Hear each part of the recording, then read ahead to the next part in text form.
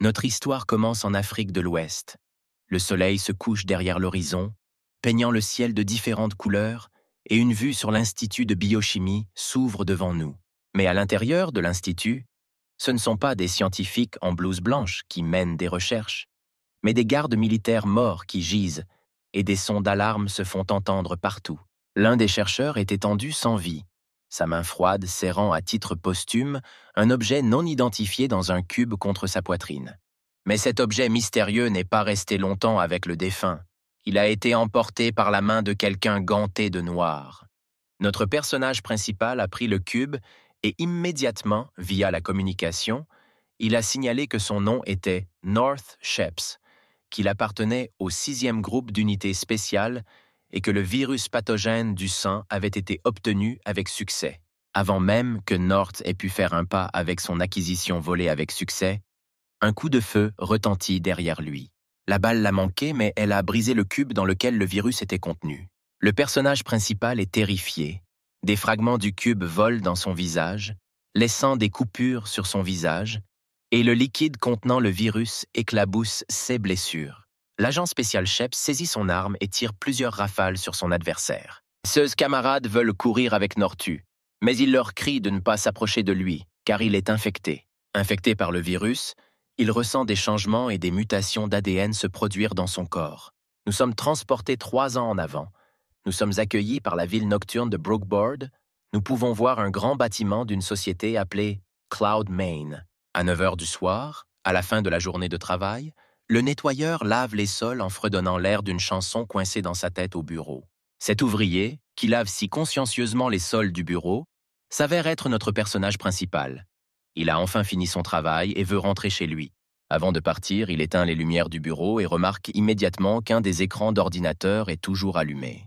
En se dirigeant vers l'écran en feu, il déplore le manque de professionnalisme des travailleurs qui laissent l'équipement allumé après leur départ. Mais lorsqu'il s'approche de l'écran, il se fige sur place.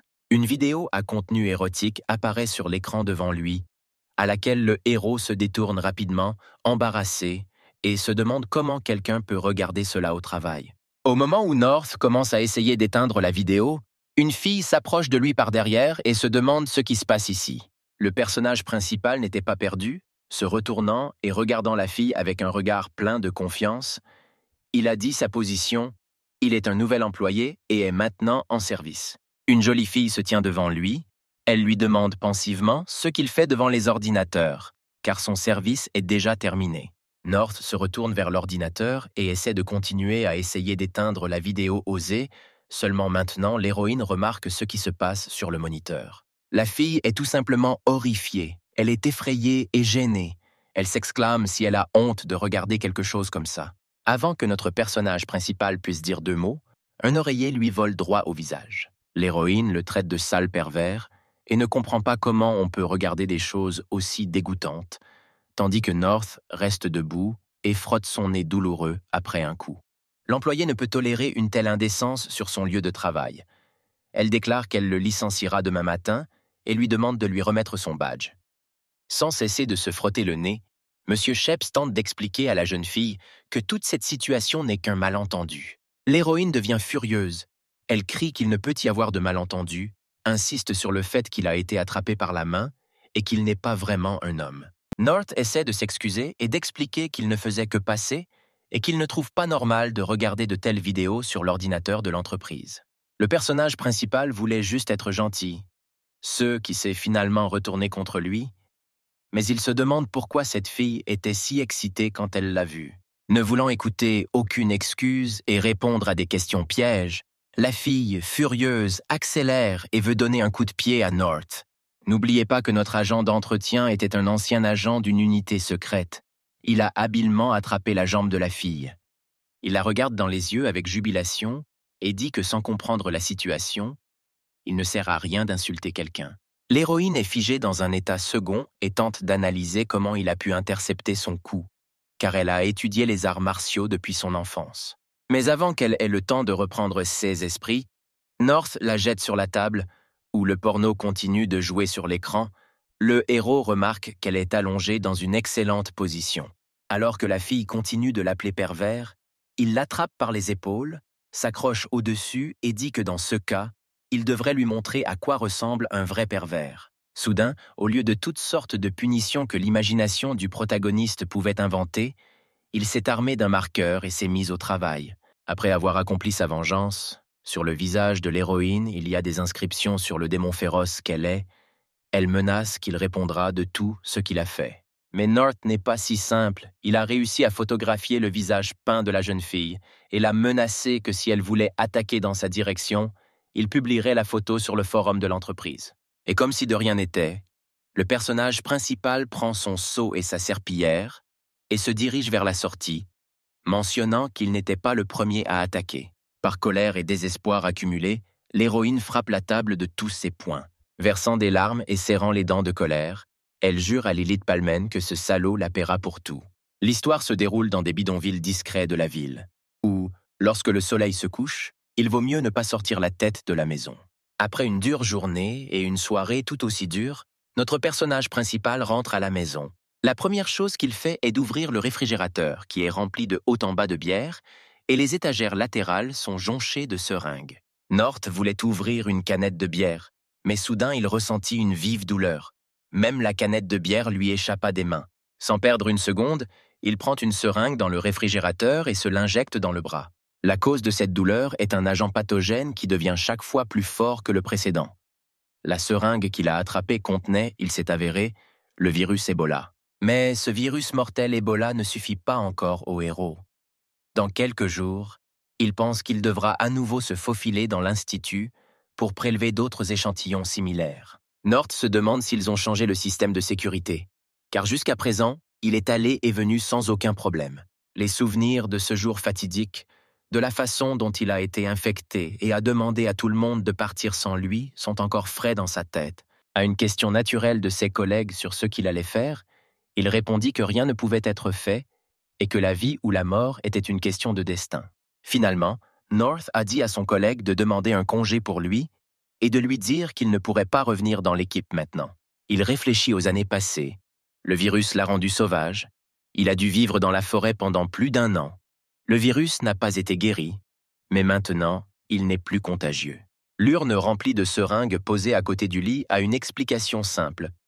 Le seul moyen de soulager la douleur est d'introduire un autre virus dans le corps.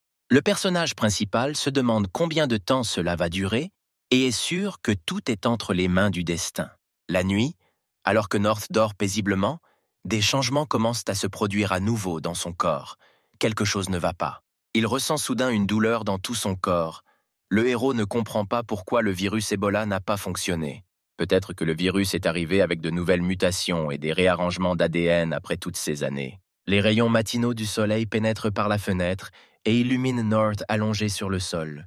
Le personnage principal se réveille soudainement, sursaute et essaie de comprendre s'il est vivant ou mort, et surtout de comprendre ce qui s'est passé la nuit dernière. Il remarque une molécule non identifiée flottant dans l'air devant ses yeux. Il la touche pour essayer de déterminer s'il s'agit d'un virus. North essaie, pense logiquement, et pense que ce sont des hallucinations, car même avec une excellente vision, il est impossible de voir quelque chose comme ça sans microscope. Monsieur Sheps comprend que quelque chose ne va pas. Il n'a jamais vu de virus en personne.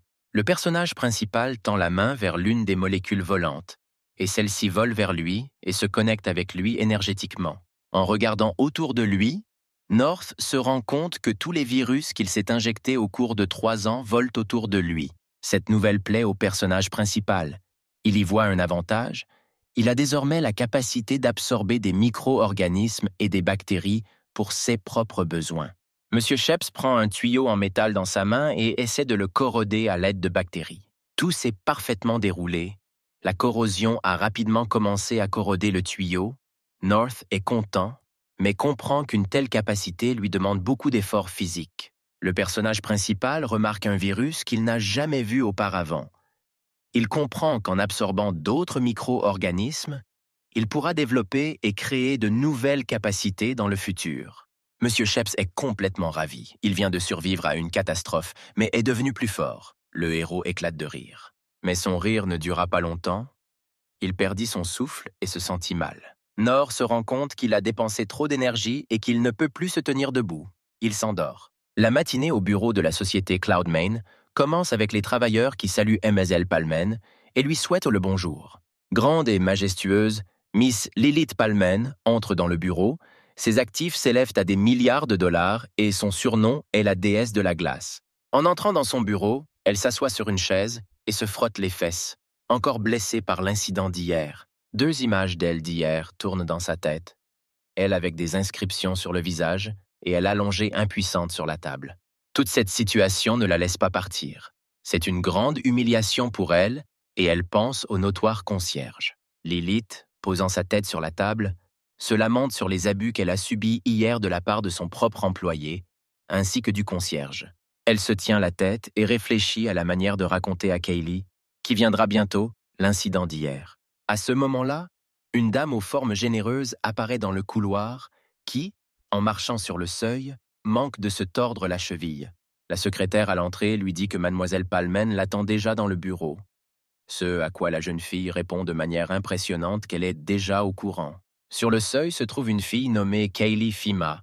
Elle est la vice-présidente de la société Cloudmain, appelée un petit renard qui aime tourmenter les autres. En entrant dans le bureau, elle est impatiente et essaie immédiatement de savoir auprès de sa sœur ce qui s'est passé, car lorsqu'elle a appelé, sa voix semblait très excitée. Faisant une pause dans son introspection, Lilith remarque enfin sa sœur à la porte, la salue et lui demande de s'asseoir. Mademoiselle Fima s'est immédiatement allongée sur le canapé, a enlevé ses chaussures et a commencé à caresser sa cheville presque foulée, mentionnant que cela ne ferait pas de mal d'aller au spa aujourd'hui. En regardant sa sœur s'allonger ouvertement sur le canapé, elle se demande ce qui se passera si un homme entre ici maintenant et la trouve sous cette forme. Ce à quoi Kaylee répond avec un sourire malicieux que personne n'osera entrer ici sans permission, et que si quelqu'un ose, elle le pressera jusqu'à ce qu'il soit sec. Immédiatement, elle se détend et parle de l'absurdité de tout cela. Et maintenant, la seule chose qui compte est ce qui est arrivé à sa sœur aînée. Lilith se rend compte qu'elle ne peut pas raconter à sa sœur son humiliation d'hier. Au lieu de cela, elle lui demande si elle lui a apporté l'information pour laquelle la demande a été faite. Kaylee lui tend docilement une enveloppe en papier et veut savoir s'il y a quelque chose d'important là-dedans. C'est à quoi sa sœur répond qu'elle veut trouver des informations sur une personne suspecte. Kaylee demande avec surprise ce que cet homme a fait et s'il sait ce que cela pourrait signifier pour lui. Après avoir ouvert le dossier et avoir soigneusement examiné ses yeux, elle est convaincue qu'il s'agit de son bourreau et que son nom est North Sheps. Elle saute de la table en criant, jette le questionnaire sur la table en criant que c'est lui. Après cette secousse violente, Lilith se rend compte que ses fesses lui font encore mal. Miss Fima remarque que quelque chose ne va pas chez sa sœur et essaie de découvrir pourquoi elle est devenue si pâle. Le chef du bureau lui montre le questionnaire et confie à sa sœur la tâche de le faire souffrir pendant les prochains jours. Bien que sa sœur adore torturer les gens, elle ne comprend pas pourquoi elle a besoin de se venger d'un concierge ordinaire qui peut simplement être renvoyé. Miss Palmen reste sur ses positions. Le renvoi est une punition trop clémente pour elle. Elle veut que Kaylee fasse tout son possible pour l'achever. Kaylee s'approche de sa sœur aînée et commence à lui tapoter la tête, lui demandant si elle va bien et pourquoi elle est si en colère. Sans dire tout le sens de la situation, elle mentionne seulement qu'il l'a offensée et qu'elle est généralement de mauvaise humeur, et qu'elle l'a choisi pour évacuer sa colère. Mademoiselle Fima accepte à contre-cœur. Traiter avec un concierge n'est pas particulièrement adapté pour elle, mais il est important pour elle que sa sœur se sente à l'aise. Kaylee assure que sa sœur peut se détendre car elle est une pro dans son domaine, à laquelle Lilith propose de prendre en charge une partie de son travail en guise de remerciement. La vice-présidente séductrice se dirige vers la porte et dit finalement que sa sœur sait toujours ce qu'elle aime et que si elle était un homme, elle la récompenserait avec son corps. Dès que la porte du bureau claque, la chef du bureau reprend le questionnaire du concierge qu'elle déteste et l'examine.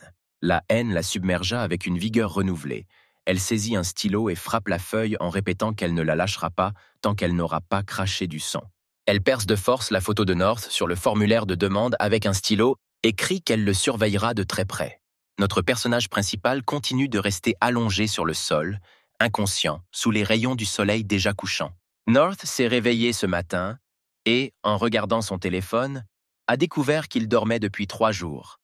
Pour autant de jours d'absence du travail, il pourrait être privé de salaire. Se préparant rapidement, Il enfile sa veste et sort de la maison, car désormais perdre son emploi n'est plus du tout une option. North traverse rapidement le pâté de maison et espère ne pas pouvoir se faire renvoyer tout de suite. En courant dans la rue, il sent l'odeur des tartes frites que son ami M. Heistonen prépare. Le personnage principal s'arrête et lui demande two tartes à emporter avec lui. Un ami s'inquiète pour lui, car sa belle-fille a signalé l'absence de North au travail récemment. À quoi Sheps répond qu'il était malade. M. Heistonen invite le personnage principal à lui rendre visite aujourd'hui pour déguster du bon vin. North accepte volontiers, car son service se termine tôt aujourd'hui de toute façon. Donc, il viendra après le travail. Au même moment, la vice-présidente Kaylee se demandait où était son objectif pendant ces 3 jours, car elle avait préparé un spectacle. Mais pour une raison quelconque, le personnage principal était en retard. Finalement, elle reçoit un appel téléphonique. Ils disent que l'objectif est en place. Mlle Fima dit à l'employé de se comporter comme ils ont convenu, sinon elle le licenciera. Lilith entre dans le bureau et dit avec enthousiasme à sa sœur qu'elle a entendu parler de son arrivée. Le vice-président montre solennellement une tablette sur laquelle sont diffusées des vidéos de caméras cachées et invite sa sœur à profiter du spectacle. North se tient dans le bureau du directeur du département et essaie de se justifier auprès du patron, Jake, lui disant de ne pas être en colère contre lui et de le laisser tout expliquer. Ce à quoi le patron refuse d'écouter ses explications, dit que North est un insolent paresseux, absent sans bonne raison. Le concierge dit que la raison de l'absence est des circonstances familiales. Remarquant que le patron ne croit pas vraiment à sa légende, il commence à faire référence au fait qu'il n'est qu'un nettoyeur et un petit grain dans l'entreprise et lui demande de lui pardonner cette fois. Voyant que ses méthodes ne fonctionnent pas, Sheps dit avec désinvolture que le mois dernier, quelqu'un, faisant allusion au directeur, ne s'est pas présenté au travail pendant 7 ou 8 jours. Le directeur change rapidement de visage et craint que le concierge ne l'entraîne avec lui, car ils sont surveillés. Il lui demande d'arrêter de parler et essaie prudemment de faire comprendre à North qu'il y a des caméras autour d'eux. Le concierge se ridiculise en disant au patron qu'il n'y a personne ici ou qu'il a vu quelque chose d'invisible. Mais l'instinct de l'ancien agent fonctionne à merveille. Il remarque de nombreuses caméras cachées, dont, à son avis, il y en a trop dans le bureau du directeur. Il commença à comprendre clairement que quelqu'un voulait l'attirer dans un piège et le piéger. North commence à dire à voix haute que le directeur du département a dit un jour des choses désagréables sur la vice-présidente, qu'après sa mort, beaucoup de gens voudront uriner sur sa tombe. Le chef du département reste assis en larmes et prie pour que ce concierge ne l'entraîne pas avec lui. Kelly est tout simplement furieuse. Elle se charge de lui donner une bonne leçon. À quoi sa sœur aînée la soutient et dit qu'elles feront en sorte que cet idiot la respecte. Le patron enragé, les dents serrées, attribue de plus en plus de nouvelles responsabilités à North, nettoyant les salles de bain à chaque étage et lui disant d'oublier les primes de fin de mois. Le personnage principal est heureux de l'issue des événements, car il est jeune et énergique. Le plus important est qu'il n'a pas été licencié. Dans toute cette situation, notre femme de ménage n'hésite pas à demander un prêt au patron. Le patron constate l'impudence de l'employé et lui dit de se mettre hors de vue. North s'en va rapidement en claquant la porte derrière lui.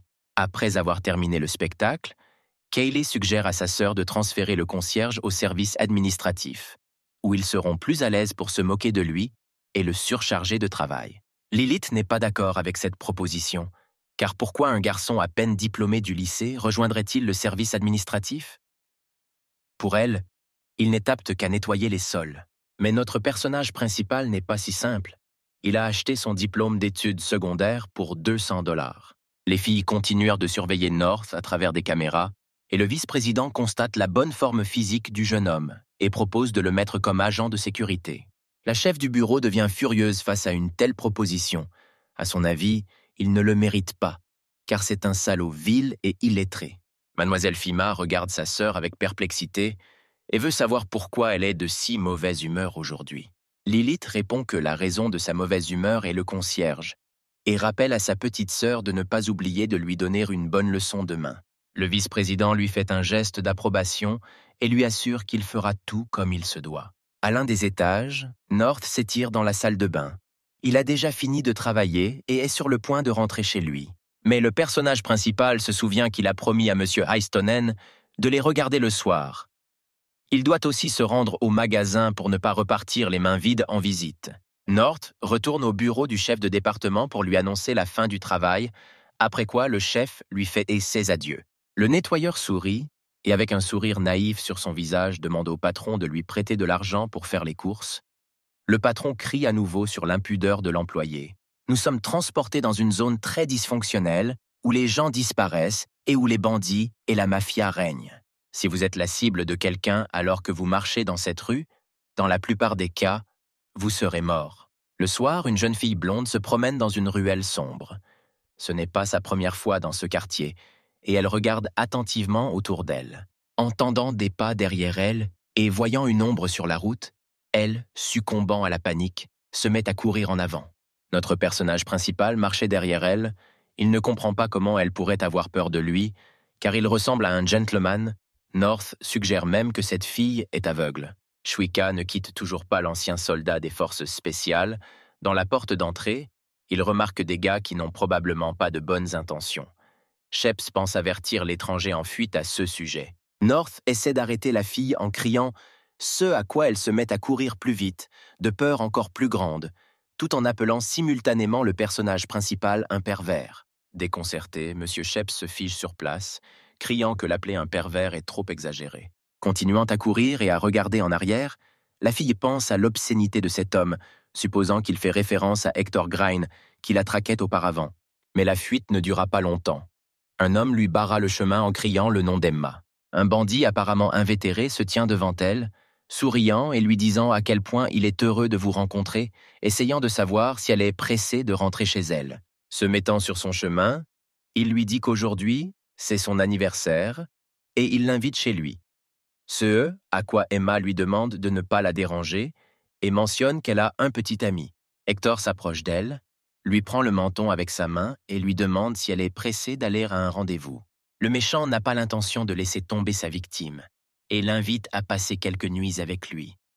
Ce à quoi la fille supplie de la laisser tranquille, sinon elle appellera la police. Le bandit menace que si elle appelle la police, il la tuera et fera souffrir la famille de la jeune fille. Notant la gloire de cette rue de personnes disparues, il dit qu'elle aussi peut se perdre ici.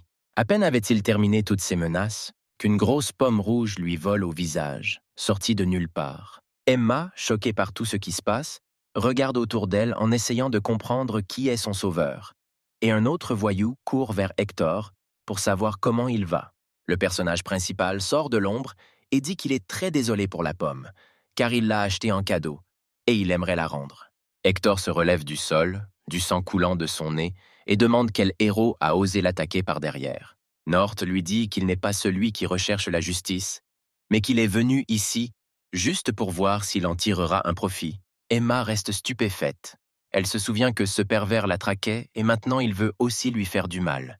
Le méchant, ayant entendu les discours du personnage principal, était ravi. Pensant qu'il était l'un d'entre eux, a même proposé de partager la fille avec lui quand il aurait fini et a demandé à North de l'aider à la traîner dans la voiture. Sheps perd son sang-froid. Il commence à crier sur Hector, voulant savoir ce qu'il veut faire avec cette fille. Les hooligans restent là, les yeux écarquillés de surprise. Ils ne s'attendaient visiblement pas à une telle tournure des événements. Le personnage principal commence à se déplacer vers les gars, se présentant simultanément comme le directeur de l'organisation Red Scarf, qui vise à aider dans les situations à risque.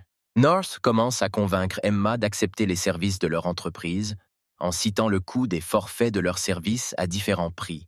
Un agent spécial offre à la jeune fille un forfait premium de $5000, CE qui lui permettra de se débarrasser des ennuis pour toujours. Il s'incline devant l'étrangère et l'avertit qu'ils ont une entreprise privée qui n'accepte pas les contre-offres, lui demandant de réfléchir à sa proposition. Hector n'a pas pu le supporter et, saisissant un couteau, il s'enfuit en criant des menaces, prévoyant de poignarder le personnage principal jusqu'à ce qu'il meure. Sans hésitation, Emma crie paniquée qu'elle accepte le forfait premium. Avec un sourire sur son visage, North remercie la fille pour sa confiance, lui assurant qu'elle a fait le bon choix. L'agent fait tomber le couteau des mains de l'agresseur et frappe Hector au visage avec force, de sorte que l'intimidateur s'envole en giclant du sang de son nez.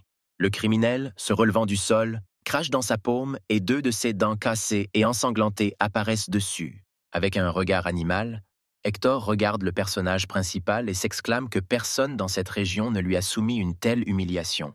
North s'approche du voyou assis par terre et lui donne un coup de pied au visage, le félicitant pour sa première fois. L'ami d'Hector, se tenant à l'écart, avec un couteau à la main, commence à s'approcher d'Emma, la blâmant pour tout, menaçant de la tuer aujourd'hui. Mais notre personnage principal, à la vitesse de l'éclair, se retrouve derrière l'ennemi et fait un accrochage. Le criminel tente de s'échapper et le couteau lui tombe des mains. L'ennemi est vaincu et tombe face contre terre sur l'asphalte avec un rugissement. La fille regarde cette image et se demande qui est son sauveur. North Sheps prend 2 voyous et avec un sourire rapporte une mission accomplie avec succès, offrant à Emma un package de diamants qui comprend l'élimination complète de CS gars dont les traces ne seront même pas retrouvées. L'étranger n'est pas d'accord. Il croit que son sauveur peut réellement faire ce qu'il dit. Emma remercie North et le bénit pour ses bonnes actions, mais Sheps n'a pas besoin de bénédiction. Il propose constamment une rétribution. La fille répond qu'elle préfère économiser de l'argent, lui tend les billets et dit qu'elle est un peu à court d'argent. Pour l'instant, elle ne peut lui donner que $300.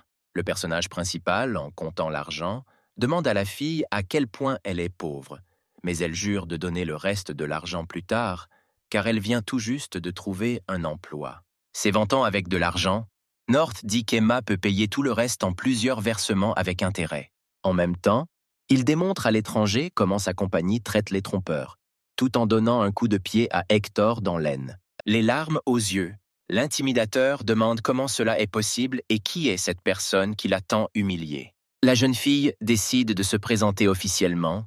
Son nom est Emma Heistonen. Elle travaille au service de chirurgie de l'hôpital et jure de rembourser le reste de la dette. Le personnage principal aime l'ouverture et la sincérité de la fille.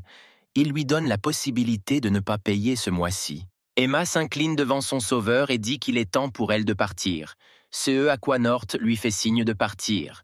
Mais en rentrant chez elle, la jeune fille remarque que son héros ne la quitte pas, mais la suit sur ses talons.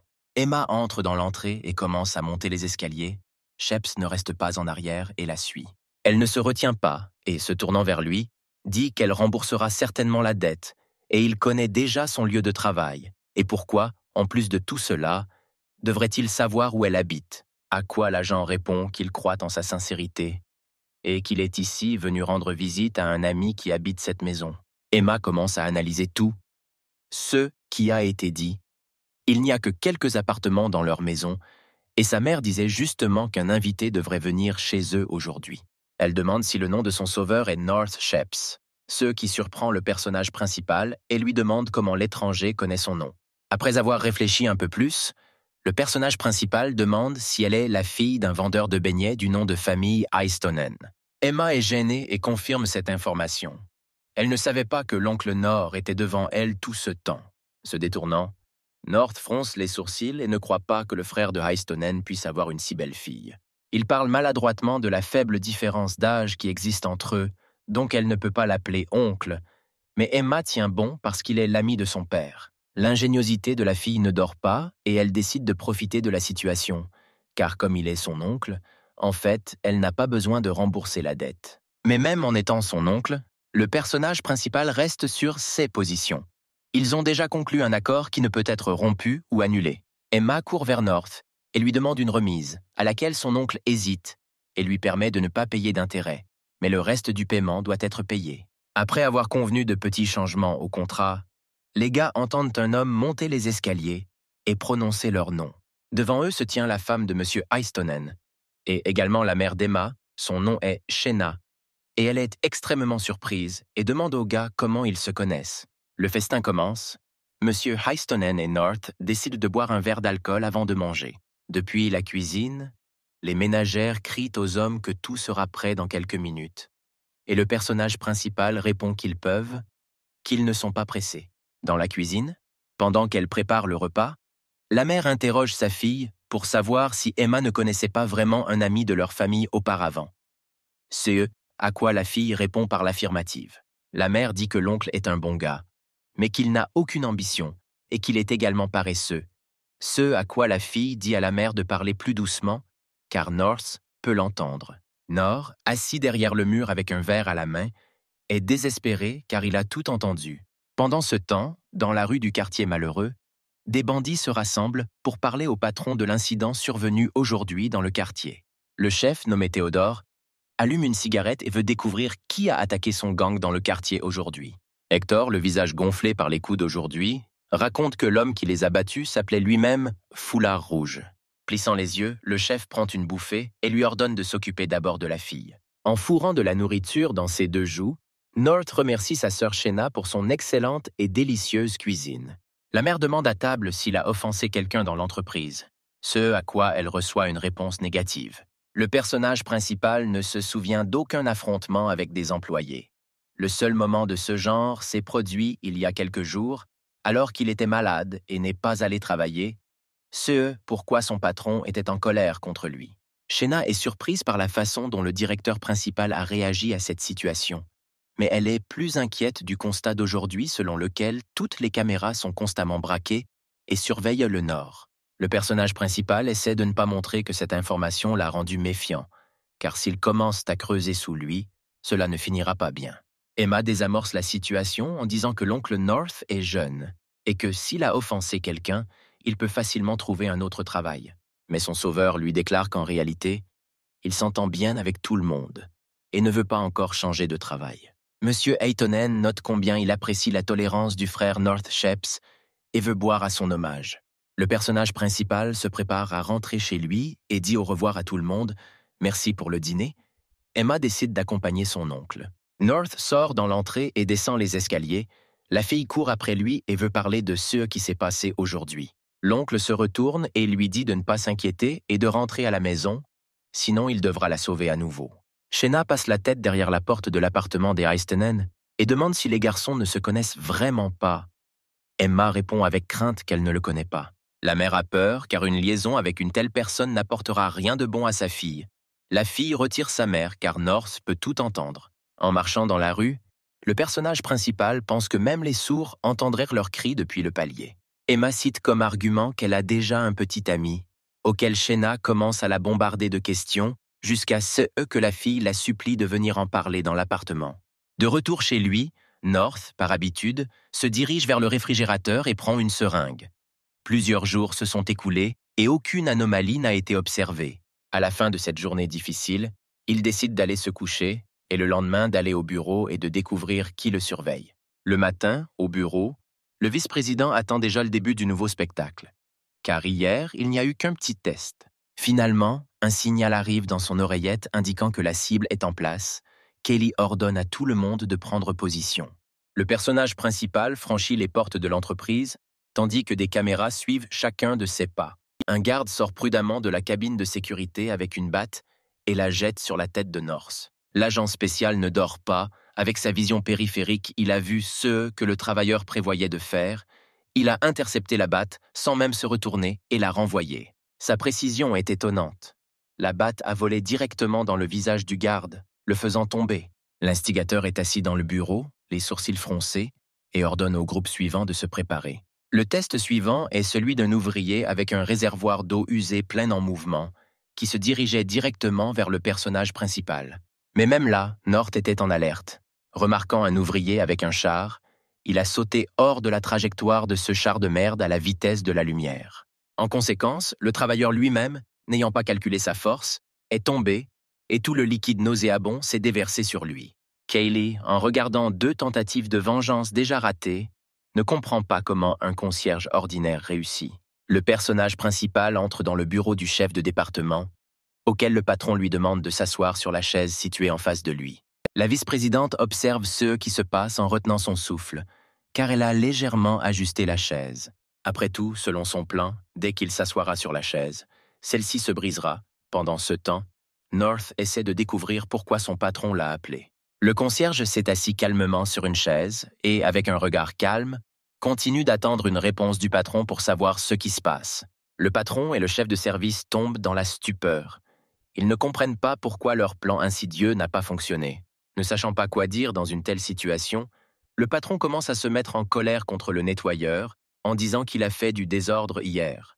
Mais le personnage principal pense à ce moment-là seulement que même si des caméras le surveillent dans le bureau, alors la personne qui l'observe occupe une position très élevée. Le chef oblige maintenant le concierge à nettoyer les toilettes de tous les étages 3 fois par jour. North accepte avec joie l'ordre et se met au travail. Dès que la porte claqua derrière North, le patron décida de vérifier la chaise surprise et s'assit dessus. Dès qu'il s'est assis sur la chaise, comme une épingle à cheveux, la base de la chaise a percé le siège supérieur et a percé directement le cul du patron. Kaylee voit cela à travers la caméra et n'arrive pas à comprendre pourquoi la chaise n'a pas fonctionné sur le concierge. Lilith entre dans le bureau de sa sœur et demande comment tout s'est passé, ce à quoi elle reçoit une réponse décevante. L'affaire s'est avérée plus compliquée qu'il ne le pensait. Mais le vice-président ne désespère pas et raconte à sa sœur comment ce concierge la force à faire autre chose. La sœur aînée se demande ce que Kaylee veut faire, ce à quoi elle lui murmure secrètement ses plans à l'oreille. Ayant appris les plans de sa petite sœur, elle demande si c'est trop. Mademoiselle Fima répond que pour le bien de sa sœur, elle s'occupera de tout. Le chef du bureau dit à Kaylee qu'elle a une réunion dans l'après-midi, elle reste donc à la tête de l'entreprise. Le vice-président envoie un baiser d'adieu à sa sœur et dit qu'elle fera du bon travail. North lave le sol dans l'une des salles de bain. Il remarque enfin la caméra braquée sur lui et il est agacé de constater que même pendant qu'il fait le ménage, il continue d'être suivi. Monsieur Sheps commence à analyser si cela pourrait être la fille dont il a peint le visage, mais elle n'oserait pas, sachant qu'il avait une photo entre les mains. Le personnage principal veut déterminer où se trouve cette personne. Il envoie ses molécules espionnes à l'étage administratif pour regarder autour. Ces espions ont vérifié tout le département, mais n'ont rien trouvé, à part un grand nombre de belles filles. Mais alors, l'une des molécules remarque quelque chose d'étrange. North ne comprend pas ce que fait la fille. Il voit seulement une tache noire s'étendre sur le sol. À ce moment-là, son téléphone sonne et son patron lui ordonne d'aller dans la salle de photocopie et de la nettoyer. La fille qui renverse de l'encre sans laisser de traces s'avère être notre vice-présidente. De tels coups tordus lui procurent clairement du plaisir. North répond qu'il viendra tout de suite et pense que puisqu'elle veut s'occuper de lui, il va jouer un peu avec elle. En entrant dans la salle de copie, le personnage principal s'est figé avec une expression d'horreur sur son visage. Une énorme tache arc-en-ciel d'encre mélangée était renversée sur le sol. Kaylee salue le concierge et regrette qu'il ait dû venir ici à cause d'elle, mentionnant la mauvaise santé de sa sœur. Elle a donc été obligée de l'appeler. North regarde toute cette image avec perplexité et se demande comment cela a pu arriver. La vice-présidente fait semblant d'être innocente et dit qu'elle a accidentellement laissé tomber l'encre. Le personnage principal ne pense pas que c'était un accident. Kaylee dit que c'est une bonne chose que le patron ne soit pas là aujourd'hui, sinon elle aurait été très sévèrement grondée. North ne croit rien de ce que dit cette fille. Dans sa vie, il a rencontré de nombreuses personnes qui voulèrent le tromper, mais jusqu'à présent, personne n'y est parvenu. Le personnage principal se met au travail et dit d'être plus prudent la prochaine fois.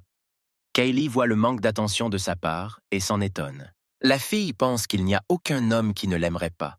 Mais en même temps, elle commence à craindre que son charme diminue avec l'âge. Elle essaie rapidement de chasser de telles pensées, se reconnaissant comme la meilleure en tout et remercie en même temps la femme de ménage. Tandis qu'il frotte le sol, North se demande si elle est vraiment si heureuse qu'elle lui met des bâtons dans les roues. Kaylee court vers le concierge et attrape sa carte accrochée autour de son cou avec des informations. Elle dit que son plus jeune s'appelle également North, par coïncidence. Mais la fille remarque que son frère n'est pas aussi grand que son homonyme, et North l'informe qu'un bouton de son col essaie de se détacher. Kaylee croise les bras sur sa poitrine avec embarras, rougit et dit où M. Sheps regarde. Le personnage principal voit le mauvais jeu d'acteur du vice-président. Elle n'est pas à sa hauteur. Elle est trop jeune et inexpérimentée. À l'intérieur de la fille, tout bouillonne de colère. Comment ose-t-il regarder sa peau délicate? Elle veut l'achever tout de suite. North a terminé son travail et demande s'il y a autre chose à nettoyer. Kaylee le félicite et note à quel point c'est propre maintenant. Le nettoyeur veut partir. Mais mademoiselle Fima se dresse sur son chemin avec une tasse de thé et lui en offre un avant-goût en guise de remerciement pour son travail. North soupçonne qu'il y a quelque chose qui ne va pas avec le thé et essaie de refuser poliment la fille. Kaylee n'est vraiment pas simple. Elle a augmenté la dose de drogue dans la boisson et se plaint de n'avoir jamais préparé de thé pour personne auparavant. Et c'est impoli de refuser. North est d'accord. Il a besoin de savoir à quoi sert tout ce spectacle. Et la fille est déterminée à lui faire ressentir toute la douleur sur son cul. Le personnage principal sent un laxatif dans la boisson, mais le boit car aucun virus ne pourrait lui faire quoi que ce soit, ce qui lui serait bénéfique avec une petite dose de laxatif. Il remercie la vice-présidente en disant que la boisson est rafraîchissante et qu'elle est heureuse que son plan ait réussi. North ne va pas simplement laisser partir la fille. Il veut qu'elle ressente ce qu'est une vraie douleur à l'estomac. Le personnage principal crie fort. Kaylee veut savoir ce qui s'est passé, car son cri l'a effrayée. Il s'approche d'elle et lui dit qu'il veut entendre son avis, et lui fournit des informations sur son hypothèse selon laquelle la fille du 8e étage lui en veut. North partage ses observations avec elle. Partout où il va, les caméras sont constamment pointées sur lui. Pour y parvenir, il faut être du service administratif. Kaylee se dit que le concierge s'est avéré beaucoup plus perspicace qu'elle ne le pensait et dit que ce n'est pas parce que quelqu'un regarde que quelqu'un s'intéresse à lui. North parle. Au début, il le pensait, qui aurait pensé garder un œil sur un petit concierge. Cela n'a de sens que s'il a offensé quelqu'un. Kaylee lui dit qu'il est une bonne personne et qu'elle ne croit pas qu'il ferait de mal à qui que ce soit. Ce à quoi le concierge accepte et suppose qu'alors quelqu'un l'aimera. North continue avec arrogance à affirmer que si quelqu'un l'aimait, alors c'était effrayant parce qu'il n'était qu'un simple concierge. Cela signifie que la fille qui le regarde n'est pas prévoyante, laide, son caractère est terrible. Tous ces mots s'enfoncent comme des flèches dans la fierté de Kaylee. Le personnage principal parle de la peur de ne pas pouvoir résister seul à cela et espère que le vice-président l'aidera. En disant cela, il pose sa main sur son épaule.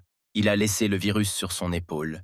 North a remercié la fille d'avoir écouté son problème et a continué son travail. Kaylee est laissée seule dans la salle de photocopie. Et maintenant, elle jubile, parce que dans 3 heures, les effets de la drogue rattraperont sa victime. North se tient à l'arrêt de bus et lit des informations sur le virus de la diarrhée dorée qui prend effet après 3 heures. Il regrette de ne pas pouvoir regarder une belle femme en difficulté. À ce moment-là, une voiture rouge s'approche de lui. La fenêtre se baisse et le vice-président apparaît derrière elle. Elle est choquée par cette coïncidence, car elle ne s'attendait pas à le rencontrer après le travail. Le personnage principal la regarde avec un sourire, essayant de comprendre ce qu'elle fait cette fois-ci. Faisant appel à son charme naturel, la jeune fille le remercie une fois de plus pour son aide et lui propose d'aller dîner ensemble. North hésite, mais monte quand même dans la voiture et demande où ils iront manger. Ce à quoi Kaylee maintient l'intrigue et parle d'un bon endroit. La fille appuie sur la pédale d'accélérateur et la voiture démarre soudainement. L'intrigant dit qu'à son arrivée, il verra tout par lui-même. Après avoir conduit un court instant, le personnage principal remarque qu'il quitte la ville et lui fait part de l'hypothèse selon laquelle ils vont manger au village. Dans sa tête, la jeune fille n'aurait jamais de sa vie voulu s'asseoir à la même table que ceux qu'elle pensait être une racaille. Mais pour éviter les soupçons, elle a inventé une légende sur une ferme-restaurant où ils étaient censés se rendre. North comprend son plan diabolique de l'emmener dans un endroit où il n'y a pas de toilette afin de faire de lui la risée de tous. Alors que Kaylee pense à l'apparition rapide des effets de sa drogue, elle ne se doute même pas dans quel piège elle s'est fourrée. Ils commencent tous deux un compte à rebours dans leur tête, anticipant la douceur de la vengeance, mais quelque chose ne se passe pas comme prévu. La vice-présidente ne comprend pas, selon ses calculs, que ce moment très fatidique est arrivé, mais rien ne se passe. Elle a immédiatement pensé aux pilules peut-être périmées. Mais alors, de manière inattendue pour elle, son estomac commence à se tordre impitoyablement. Elle se serre le ventre et ne comprend pas comment cela a pu lui arriver. La voiture ralentit soudainement au bord du trottoir. La fille, attrapant quelques serviettes, ouvre la porte et sort de la voiture. North lui crie depuis la voiture qu'il ne voit pas de restaurant ici, ce à quoi il reçoit l'ordre grossier de s'asseoir dans la voiture. Il sort de la voiture pour profiter du spectacle, posant simultanément la question de savoir pourquoi la dame grimpe dans les buissons, et elle lui crie qu'il ne doit pas la suivre. Croisant les bras sur sa poitrine, le personnage principal dit qu'elle peut dire directement si elle veut aller aux toilettes. Sinon, il pensera qu'elle a un fétichisme fou. Furieuse, Kaylee le traite d'idiot et lui demande ce qu'il ferait d'autre au milieu des buissons avec un morceau de papier. La jeune fille décide de marcher un peu plus loin pour que son compagnon ne voie pas cette image humiliante. Après avoir marché un peu plus loin, elle se décide et commence à enlever sa jupe. Mais avant que la fille n'ait eu le temps de baisser complètement ses fesses, North crie à propos de la possibilité de serpents dans les fourrés, et si elle est en danger, elle devra l'appeler. Une seconde plus tard, le personnage principal commence à rire et à dire qu'il plaisantait, Kaylee l'avait déjà mentalement achevé. Mais mademoiselle Fima se rend compte que tout va mal. Elle n'a pas seulement une crise de diarrhée, elle se met à tousser, tombe à genoux et se tient au sol avec des mains tremblantes. Nort l'attend en haut de la route. Il commence à s'inquiéter car la fille est partie depuis longtemps et se demande si le virus de la diarrhée peut tuer une personne. Puis Kaylee sort de derrière les buissons sur la route, à peine debout, et demande à appeler une ambulance. En marchant vers son compagnon, elle trébuche sur une pierre et vole en avant. Le personnage principal parvient à la rattraper. Il remarque du sang aux commissures de ses lèvres et, paniqué, commence à se demander s'il doit appeler une ambulance, qui ne pourra probablement pas l'aider, ou essayer de traiter lui-même le virus. Réalisant qu'il lui reste peu de temps, il décide de tout gérer lui-même. Avec son pouvoir, il tente d'extraire le virus d'elle, mais celui-ci le rejette. Nord comprend qu'à ce rythme, son compagnon va mourir. Il décide d'essayer une autre voie, vaincre un virus par un autre. Il crée un virus et suggère qu'il peut agrandir des choses microscopiques grâce à l'imagerie. En plantant un autre virus, il a élaboré un plan pour s'emparer d'un autre virus et d'abord le multiplier, puis le détruire. Le virus subordonné pénètre instantanément dans le corps de la fille et, ayant trouvé un collègue nuisible, l'enferme en lui-même. Sur ordre, celui-ci, ainsi que le virus de la diarrhée dorée, sont retirés du corps de Kaylee. Une fois dans la nature, le virus de la diarrhée dorée augmente de taille, ce qui surprend le personnage principal. Remarquant le monstre, Nort pense à quel point ce virus est laid. Il sort un couteau de sa basket et dit qu'il ne permettra pas que d'autres personnes soient blessées. Le virus regarde son créateur et parle dans un ensemble de lettres incompréhensibles, tandis que le personnage principal, quant à lui, chauffe son couteau avec du feu et jure d'éliminer le monstre.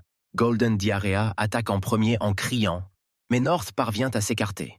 Le deuxième et dernier coup est porté par Monsieur Sheps avec son couteau de feu qui coupe le virus en deux parties. Après avoir gagné, le personnage principal comprend qu'il n'aurait pas dû libérer le virus et pense qu'à l'avenir, il devra être très prudent avec cela. Mais North ne se réjouit pas longtemps. Il commence soudainement à cracher du sang et réalise combien de force il a perdu, initialement dans l'intention d'aider, mais à la fin, il s'est causé des dommages. Le personnage principal commence à se souvenir du nombre de missions dangereuses auxquelles il a survécu, et il pourrait alors mourir d'un virus mineur. Plusieurs heures se sont écoulées, le soleil couchant commence à disparaître sous l'horizon. Kaylee, ayant repris connaissance, essaie de comprendre ce qui s'est passé. Après s'être levée et s'être assise sur l'herbe, la jeune fille se rend compte que son ventre ne lui fait plus mal. Devant elle, elle voit North couché dans le sang. Elle essaie de lui demander s'il va bien et pourquoi il y a autant de sang. Kaylee suppose que ce type l'a sauvée.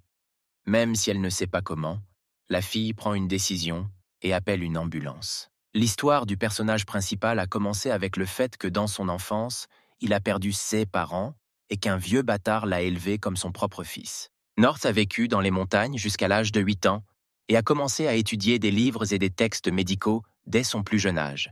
À l'âge de 12 ans, le personnage principal avait déjà appris à disséquer les cadavres, ce qui rendait son vieil homme incroyablement heureux. À cette époque, le garçon pensait qu'à l'avenir il pourrait devenir médecin, mais le vieil homme a décidé d'envoyer le Nord à la guerre, où chaque jour il est au bord de la mort. À ce moment-là, le jeune homme a commencé à penser qu'il deviendrait un soldat à gages. Mais le vieux bâtard a décidé d'envoyer son fils dans un voyage meurtrier. North était jeune et de sang-froid. Et alors qu'il avait déjà versé suffisamment de sang et amassé une énorme fortune, le jeune homme pensa à abdiquer le trône du tueur suprême. Mais ses plans, comme d'habitude, ont été modifiés par le vieil homme, qui a mis en scène la mort du personnage principal et l'a ensuite affecté à l'unité nationale en tant qu'agent indépendant. Le vieil homme était bon, il a reçu de nouveaux documents, donc personne n'avait de questions sur l'identité du jeune homme, mais lors d'une des tâches, North apprend la mort du vieux bâtard. Avant sa mort, il a laissé au personnage principal une boîte en bois et a écrit dans son testament qu'il ne pourrait l'ouvrir que lorsqu'il serait suffisamment fort. Dès le lendemain de la réception de la boîte, North a essayé par tous les moyens et avec les outils disponibles de l'ouvrir. Après cela, il se lance dans le travail et effectue une 12aine de missions plus dangereuses, avant la mission en Afrique de l'Ouest où il est infecté par un super virus. Il semble que cela aurait pu devenir tragique pour le personnage principal, mais grâce à de telles circonstances, il a eu la chance de mener une vie normale et calme. Kaylee se tient dans le couloir de l'hôpital et parle avec le médecin. Il dit que sa compagne va bien, seulement faible, et que SS tests sont tout à fait normaux. La jeune fille fut surprise de constater qu'aucune anomalie n'avait été constatée. Elle sentit littéralement que la vie lui échappait à ce moment-là. North est allongé sur un lit d'hôpital pendant qu'il dort. Des changements se produisent dans son corps, le faisant se réveiller. Une fois réveillé, il essaie de comprendre ce qui se passe et où il se trouve. Et en même temps, il ressent des sentiments inhabituels en lui-même. North sent que tous ses méridiens ont été nettoyés.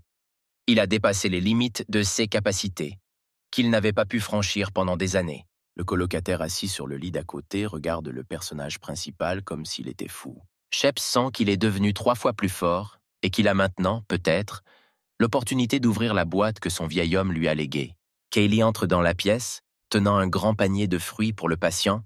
Elle veut savoir comment se sent North. Le personnage principal salue le vice-président, répond qu'il va bien et demande en retour comment se sent la jeune fille. Mademoiselle Fima rougit et remercie M. Sheps, lui demandant s'il l'a vraiment sauvé. Il accepte ses mots de gratitude, mais laisse entendre avec un sourire que de nos jours, on dit merci un peu différemment.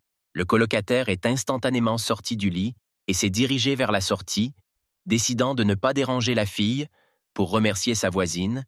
Kaylee se tient debout dans l'incompréhension. North explique qu'il s'est réveillé et a découvert qu'il était dans le coma depuis plusieurs jours et que s'il ne se présentait pas au travail aujourd'hui, il serait renvoyé.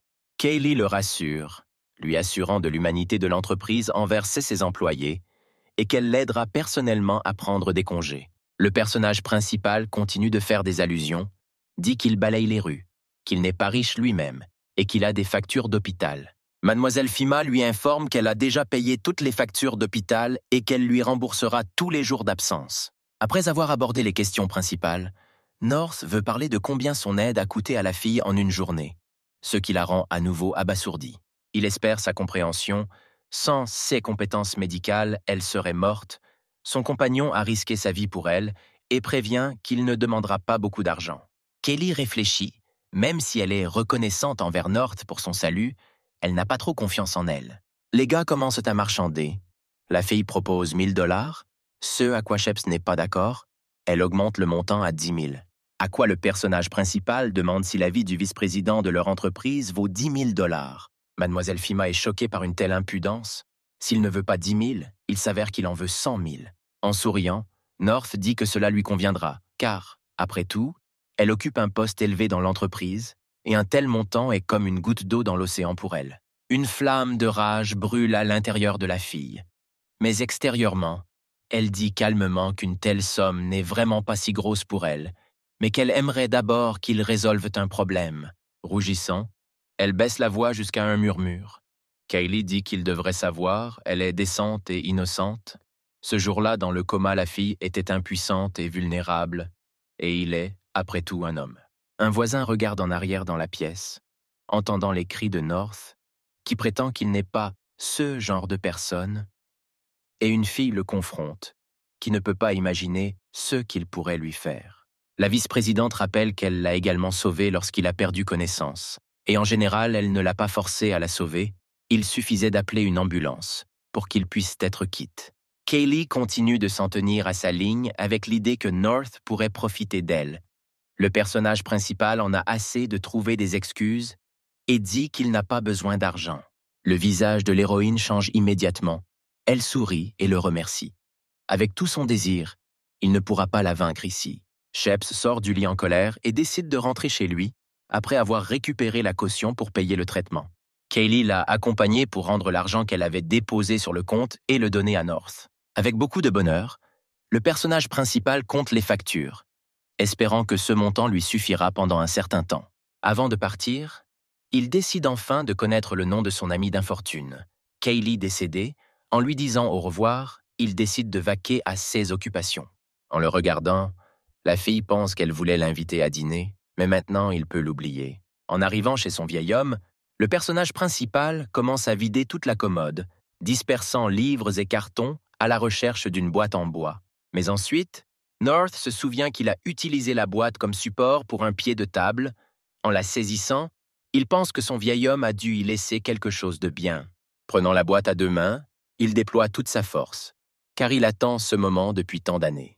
La boîte céda, North l'ouvrit et vit qu'il y avait un simple cahier. Cela le rendit fou. Par désespoir, il les jeta dans le coin de la pièce. En colère, le personnage principal a plongé la main dans le réfrigérateur pour prendre une canette de bière fraîche, maudissant en même temps le vieil homme. Derrière lui, une lueur bleue commence à sortir de la boîte ouverte et une projection d'une personne apparaît. North boit une gorgée de bière avec frustration, ne voyant pas ce qui se passe derrière lui. L'homme fantôme se retourne et crie que lui et le petit bâtard ne se sont pas vus depuis longtemps. Surpris, Sheps crache sa bière et n'en croit pas ses oreilles. Son défunt vieil homme se tient vraiment devant lui, qui commence son monologue. Il dit que North verra cette vidéo quand il ne sera plus en vie. Avec un sourire sur son visage et un peu excité, le personnage principal demande à quel jeu joue son père cette fois. Il continue de diffuser depuis la boîte que si Sheps le voit, alors son pouvoir a atteint son apogée, et il doit lui dire certaines choses. Le père révèle la véritable histoire de sa mort. En fait, il est décédé d'une grave blessure lors d'une compétition d'arts martiaux. En vérité, il est le chef du palais Amerap, une ancienne secte. Ils ont un conflit avec une autre secte appelée Plume Volante, et tous les 30 ans, les deux sectes s'affrontent. À l'heure actuelle, les Plumes Volantes ont un plus grand avantage pour gagner, mais ce n'était pas toujours le cas. À la 63 et Génération, la secte du palais comptait environ 3 disciples. Et à la 64 Génération, North Sheps est resté le seul membre du palais. Le personnage principal n'arrive pas à le croire. Il est le seul étudiant restant. Le vieil homme continue de fournir un flot d'informations. Le livre laissé dans la boîte est un chef-d'œuvre de son école. Il ordonne à son fils de s'entraîner dessus et de se venger de la secte. Le fils, bien sûr, est choqué par toutes les informations qui lui sont révélées et pense que son père veut à nouveau l'envoyer vers une mort certaine. Le vieil homme dit qu'il connaît son garçon, alors pour éviter un accident, il a empoisonné North. Et si son fils n'étudie pas le livre et ne purifie pas ses veines du poison à l'aide de la connaissance, il ne vivra pas plus de 10 ans. Sheps court vers la boîte en criant. Finalement, la projection de son père dit que s'il cultive avec persévérance, il se purifiera non seulement du poison, mais atteindra également un nouveau royaume. Allongé sur le canapé, North réfléchit à la façon dont le poison va s'entendre avec le super-virus qui est en lui. Pour l'instant, il ne peut pas faire face au super-virus lui-même, car la dernière fois, sa force était à peine suffisante pour combattre le virus de la diarrhée. Le personnage principal comprend que même après la mort, son vieil homme maudit ne lui permettra pas de vivre une vie tranquille. À sa grande surprise, le livre s'est avéré vraiment utile. Il y lit des informations sur les 6 couches existantes, et sur le fait que même les génies de la génération précédente n'étaient pas capables de passer à la 3e couche. Le personnage principal décide d'appliquer les connaissances acquises dans le livre et se rend compte que cultiver la technique secrète sera vraiment difficile. Il apprend que l'énergie interne est une force tyrannique. Sa quantité est limitée, et qu'il existe l'énergie QI, elle est douce et possède une réserve inépuisable. Cette connaissance lui a été révélée par son vieil homme. Si North continue comme ça, sa force augmentera, mais pour vaincre la secte des plumes volantes, il devra percer jusqu'à la 3e couche. Ainsi, en franchissant la 3e couche, il découvrira un nouveau monde. Cela lui permettra peut-être de peaufiner l'élixir de longévité et de prolonger sa vie jusqu'à 3000 ans. Mais à l'heure actuelle, il a atteint la limite de SA capacité. La seule pensée joyeuse pour lui est que la compétition des sectes est encore à plus de 20 ans. Il est distrait de la pile de pensées dans sa tête par une sonnerie de téléphone. C'est la vice-présidente qui a décidé de déranger sa victime. Depuis le récepteur, on peut entendre la question « Pourquoi North n'est-il pas allé travailler aujourd'hui ?» à laquelle il répond qu'il a des choses tellement importantes à faire qu'il a même oublié de prévenir tout le monde. Kaylee retient à peine un cri, se ressaisit et lui dit qu'elle prendra un jour de congé pour lui et veut qu'il essaie de ne plus refaire ça. Le personnage principal promet de s'améliorer et, en signe de gratitude, invite les filles à dîner demain soir. Debout devant la fenêtre panoramique donnant sur la ville, la jeune fille demande et émet l'hypothèse qu'il s'agit d'un rendez-vous. North comprend qu'il ne peut pas le lui rendre, alors il répond que c'est un peu comme ça, sans comprendre pourquoi il l'a invité à dîner. Il soupçonne qu'en mangeant de la nourriture occidentale et en buvant une bouteille de Lafite vieux de 201, sa réserve stratégique d'argent va tout simplement se dissoudre. Mademoiselle Fima agit de manière inaccessible. parle de la file d'hommes qui rêve de l'inviter à dîner, et si elle accepte, ne serait-ce pas injuste envers les autres? Pendant une seconde, le jeune homme est content de ses querelles et dit qu'elle a raison et qu'il est une personne immorale qui devrait être rejetée. Mais Kelly a déjà tout décidé pour elle-même, et elle est prête, au nom de son amour sincère, à réfléchir à qui d'autre. Elle n'est pas allée aux Champs-Élysées depuis longtemps et n'est pas un Lafitte. La fille commence à énumérer davantage ses désirs. Effrayée, North décide simplement d'éteindre rapidement le téléphone. Après avoir raccroché, le téléphone a sonné à nouveau. Sheps a vu le numéro d'Emma et a décroché le téléphone, décidant qu'elle l'appelait à propos de sa dette. Mais la voix d'un homme retentit au téléphone, demandant si l'écharpe rouge est en contact avec lui. North est horrifié. Pourquoi des voix d'hommes viennent du téléphone? Quel genre d'écharpe rouge? Il pense qu'ils ont décidé de lui jouer un tour. Le personnage principal dit qu'ils ne pourront pas le tromper et il va maintenant raccrocher. Mais ensuite, il lui donne l'information que sa petite amie est avec eux et demande à Emma de dire bonjour à North. La fille crie que son oncle ne doit pas venir lui-même. Il y a beaucoup de criminels à côté d'elle et lui demande d'appeler la police. Le personnage principal entend un homme crier sur sa petite amie et lui dire de se taire, ce à quoi North demande ce qu'ils veulent. Le voyou donne 30 minutes à l'oncle d'Emma pour se rendre à l'endroit dont il enverra l'adresse par téléphone. Le criminel a également prévenu que si Sheps ne venait pas seul, il tuerait sa petite amie. Le personnage principal accepte et, après avoir raccroché, se met en route. À ce moment-là, le boss dit à tous ses serviteurs de se préparer à réduire l'ennemi en bouillie. Hector s'approche de l'otage avec une béquille et commence à la menacer qu'une fois qu'ils en auront fini avec son oncle, il lui donnera envie de mourir. L'un des bandits montre de la peur et demande s'ils peuvent résister à l'ennemi, auquel C.A. il est frappé à la tête par un autre membre du gang, qui lui dit de ne pas douter, car ils sont sous la direction du chef Théodore lui-même. Le patron décide d'approcher Emma et de lui expliquer qu'il n'est pas le genre de personne qui ne fait pas la différence entre les insultes. Il promet que si l'écharpe rouge vient à la réunion et ne rompt pas l'accord, alors il ne la dérangera pas. Hector est contre cette situation. À son avis, la fille est à blâmer pour le fait qu'ils ont été estropiés et veut la torturer à mort. Théodore pense à ce moment-là que son compagnon d'armes n'est pas digne de s'amuser avec une telle fille. Le patron pense que pour s'amuser avec une fille aussi mignonne, il faut être une personne héroïque comme lui. Il dit que tout devrait se passer selon la raison. Ils ont été battus avec un foulard rouge et la dame n'avait rien à voir avec cela. Hector est choqué. Il est fondamentalement en désaccord avec la déclaration du leader et se dit qu'il veut juste perdre avec sa femme. Le patron dit qu'il est désolé, car la fille doit traverser tout cela. Il décide de se présenter à la jeune femme. Son nom est Théodore Raven et il a un certain poids dans ce quartier. Emma demande à Théodore de ne pas aller aussi loin et d'épargner son oncle, et elle le récompensera plus tard. Le chef s'approche d'elle et, la prenant par le menton, lui demande combien coûtera le service, et il a peur que ce ne soit pas suffisant. Le patron se penche sur elle et lui dit qu'il peut garder son oncle en vie. Il se jette sur la captive et la gifle, continuant à dire qu'il ne pourra sauver la vie de l'écharpe rouge qu'après son explication. Le captif montre son caractère et crie qu'il obtiendra ce qui lui est dû, ce à quoi il entend la réponse. Théodore dit qu'elle ne peut pas survivre seule dans la jungle. Soudain, on entend un bruit violent qui résonne dans tout le hangar. Toute l'équipe est en alerte. Hector, voyant une silhouette dans le passage, crie au chef que c'est le même bâtard. Emma crie également à son oncle de courir car ils ont des armes. Mais notre personnage principal ne va pas courir n'importe où. Il est peu à peu entouré de bandits armés de battes et de couteaux. Théodore s'assoit sur une chaise et allume un cigare. Il remarque le courage de North d'être venu ici seul et qu'il le voit comme un homme. Cela lui fait montrer du respect. Ce à quoi le personnage principal répond sarcastiquement que la mère de Théo connaît bien l'homme du Nord ou non et demande si elle lui a transmis cela. Les hommes de main se figèrent de peur et le chef du gang commença à crier que North mourrait aujourd'hui. Le personnage principal ne sait pas avec qui il traverse la route. Ne prêtant pas attention au discours du criminel, Sheps crie à Emma d'attendre encore un peu et il les fera sortir d'ici. Le personnage principal lui dit de ne pas s'inquiéter, car c'est un service gratuit.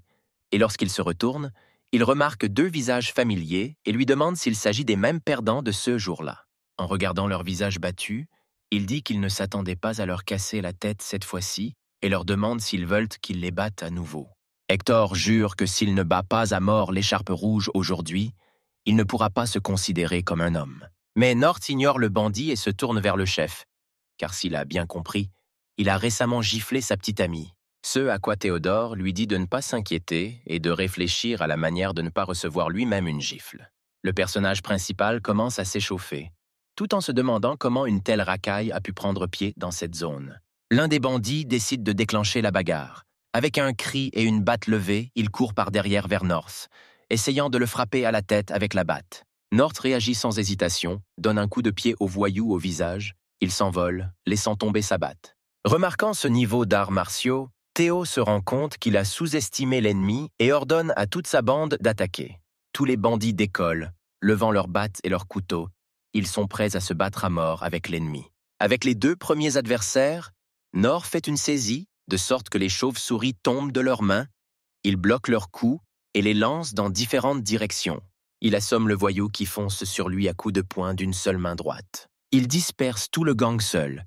Théo reste sous le choc et ne peut pas croire que son peuple n'ait même pas pu vraiment toucher l'ennemi. Emma, en regardant ce combat, est émerveillée, car son oncle est vraiment magnifique. Hector tombe à genoux devant Nord. Il demande de l'épargner, car il est désormais infirme et ne peut rien faire dans cet état. Le personnage principal lui demande d'attendre maintenant. Son tour viendra et il réglera ses comptes avec lui plus tard. L'intimidateur continue de supplier Sheps de le laisser partir, puis il le servira et traitera Emma comme sa propre sœur. Théodore dit que son ennemi est vraiment quelque chose. North le considère comme fou car après ce qu'il a vu, il est toujours là.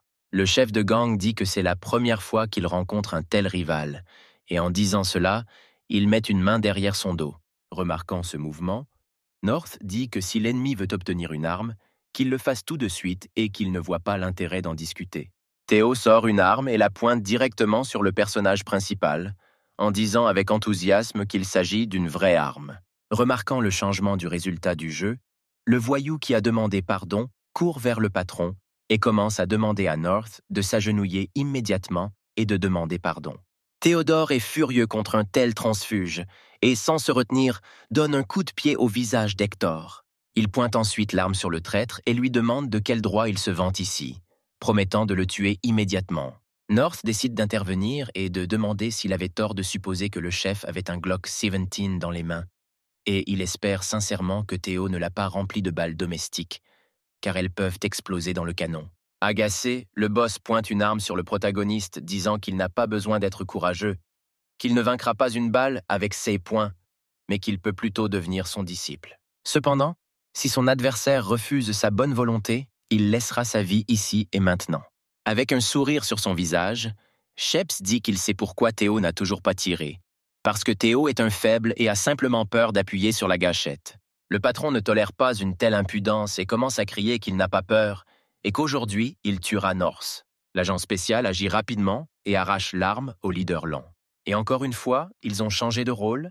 Sheps dit que lorsque Théodore jouait avec de la terre, il jouait déjà avec des armes et décide également de clarifier combien a coûté ce morceau de merde. Le leader répond que pour 50,000, auquel il reçoit un coup de poing sur la tête et, en plus, une tirade de North selon laquelle il a acheté un faux.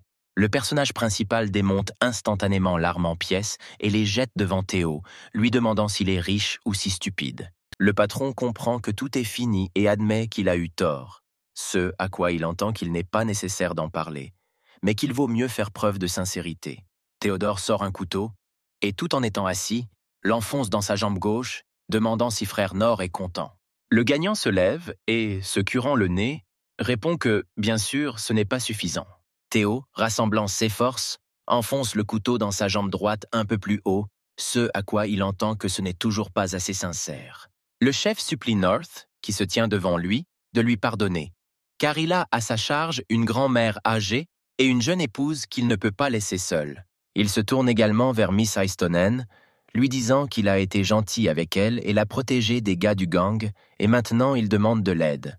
Emma demande à son oncle d'arrêter car elle est sûre que tout le monde a déjà été suffisamment puni et qu'ils n'oseront plus rien faire de mal à l'avenir. North libère les criminels restants et commence à faire allusion à l'argent dont il a besoin, et il l'a dépensé pour le voyage. De plus, il était très effrayé par cette situation. Théodore est tout à fait d'accord et admet qu'il doit compenser le préjudice moral. Il demande quel montant est nécessaire il compensera tout. Le gagnant réclame 1 million, contre lequel le perdant n'a plus rien. Comme il accepte, il demande le numéro de la carte et promet de transférer la totalité du montant demain. L'oncle s'approche d'Emma et lui délie les mains, la rassurant que tout ira bien et qu'ils vont enfin quitter cet endroit. Avant de partir, Théo remet au personnage principal une carte de visite pour qu'il puisse toujours l'appeler en cas de besoin et lui donne les clés de sa voiture en lui disant que s'il n'y avait pas eu ses jambes, il les aurait conduites lui-même. En sortant et en montant dans la voiture, North remarque que le chef de gang en sait beaucoup sur les voitures, car elles sont non seulement luxueuses, mais aussi très agiles. Emma est gênée et remercie son oncle de l'avoir sauvée, car sans lui, elle ne sait pas comment cela aurait pu se terminer. Sheps résume tout au fait qu'elle a déjà payé pour le service. Et, de plus, elle est la fille du frère de Heistonen.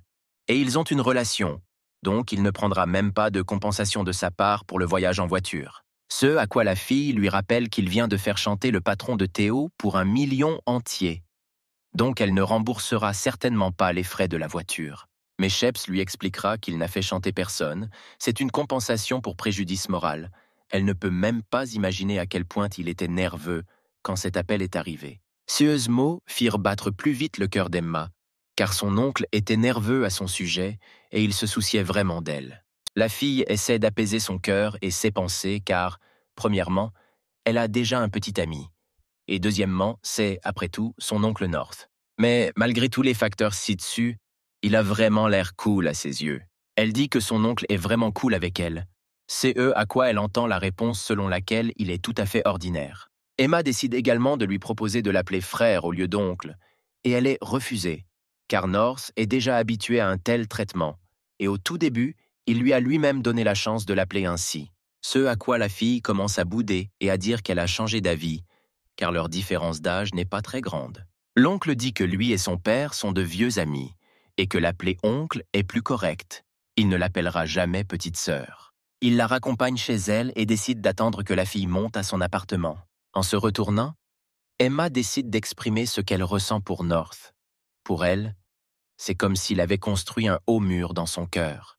À première vue, il semble si sociable. Mais dès que quelqu'un veut s'approcher de lui, il trouvera un grand mur froid. Le personnage principal rit et commence à faire semblant d'être un idiot qui n'a même pas fini le lycée et qui n'est pas capable de comprendre de quoi il parle. En souriant, Emma dit qu'elle a toujours rêvé d'avoir un frère aîné et c'est pourquoi elle voulait le traiter comme ça, sans avoir de mauvaises pensées. La fille dit aussi qu'elle a remarqué à quel point il est un excellent conducteur. De plus, il connaît les arts martiaux. Ayant tout cela, elle se demande pourquoi il travaille comme simple nettoyeur. Sheps répond que nettoyer des choses sales lui donne la tranquillité d'esprit et demande à Emma si c'est mal de travailler comme femme de ménage. L'héroïne dit qu'elle ne croit pas aux excuses de son oncle. Elle sent qu'il a traversé beaucoup de choses et que son corps et son esprit sont assez épuisés. Le personnage principal prétend qu'elle embellit trop tout, car il n'a même pas de permis de conduire. North est sur le point de partir et dit à Emma de rentrer rapidement chez elle car elle est probablement fatiguée ce jour-là. Finalement, l'héroïne lui crie de réfléchir aux mots qu'elle a prononcés et de ne pas oublier de rendre la voiture à son propriétaire. Sur le chemin du retour, la jeune fille pense à tout ce que son sauveur a dû traverser dans sa vie. Assis dans la voiture, North pense à la jeunesse d'Emma, mais elle est déjà trop vive d'esprit. Il a froid dans la voiture, en levant la tête, il voit une trappe ouverte d'où l'on peut voir le ciel étoilé. Alors qu'il démarre la voiture, il se demande à quand remonte la dernière fois où il a regardé les étoiles. Le personnage principal se rend à un distributeur automatique pour retirer de l'argent et s'offrir quelque chose de savoureux. Après avoir retiré l'argent, il sent que quelqu'un le surveille.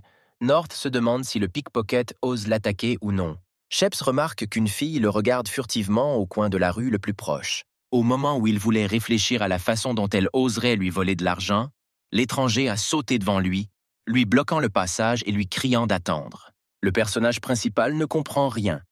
Il suppose que c'est son premier volume. C'est pourquoi tout est si peu professionnel. La fille avec une expression sérieuse demande à voix haute combien d'argent il a retiré. North lui demande si elle pense que la question est dure, ce à quoi elle la reformule en lui demandant s'il a besoin d'une faveur. Elle lui propose un service qui le rendra heureux.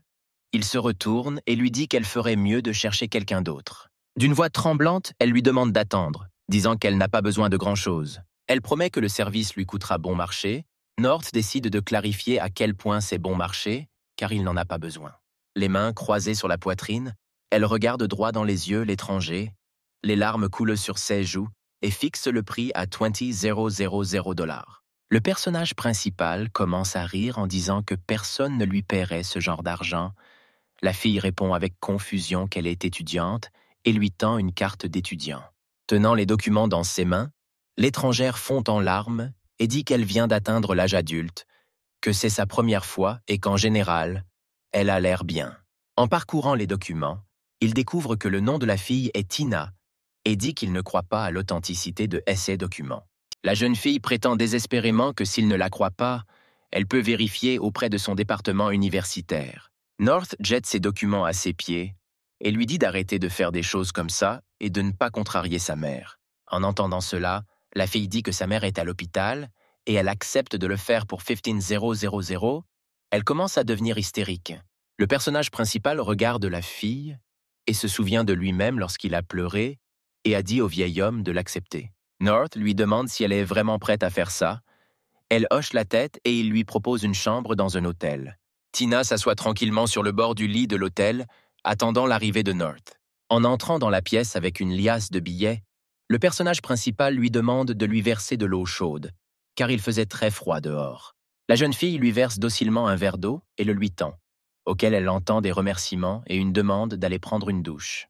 Tina demande à son client de se présenter, mais North n'en voit pas la nécessité particulière. Mais il se présente quand même en disant qu'il s'appelle North Sheps, qu'il a 25 ans et qu'il travaille comme nettoyeur, ce qui surprend sincèrement la jeune fille. Sheps dit que bien sûr, ce n'est pas une profession particulièrement respectable, ce que Tina nie et dit que les qualités d'une personne sont plus importantes que toute chose extérieure. North lui ordonne de quitter la philosophie et d'aller prendre une douche.